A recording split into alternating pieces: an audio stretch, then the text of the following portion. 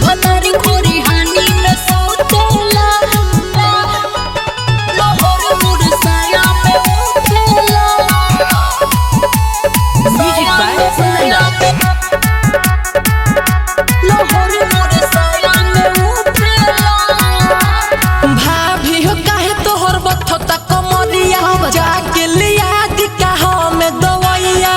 अरे ना देवर जी बार पीरा का भाभी हो काहे तोहर बथता कमरिया जाके लिया दिका हमें दवाइया।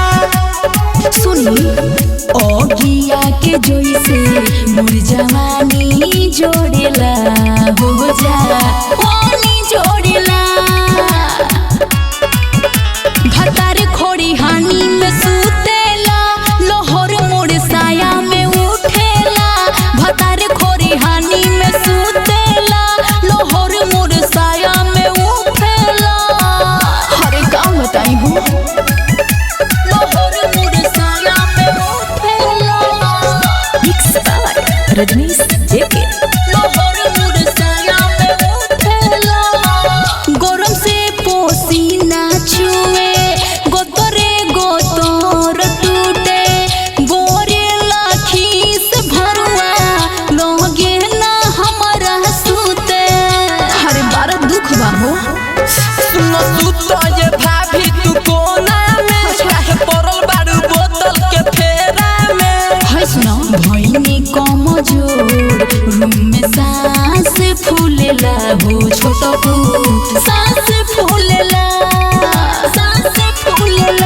भतारी खोरी हानी में सुतेला लोहर मोर साया में उठेला भतारी खोरी हानी में सुतेला लोहर मोर साया में उठेला।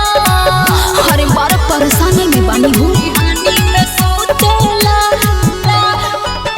लोहर मोर साया में उठेला म्यूजिक बाय सुनला लोहर मोर साया में उठेला अमवा के जोइसे उमे से पाके सोरीरिया हो मोन ललचावे अभिनाश सुते ना घरवा हो।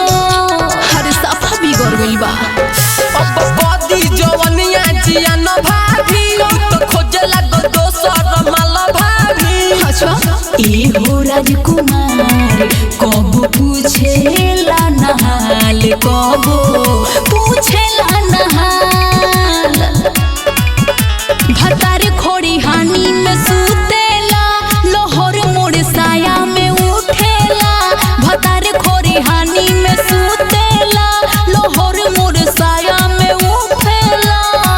का बताई देवर जी बड़ा दुख में बानी।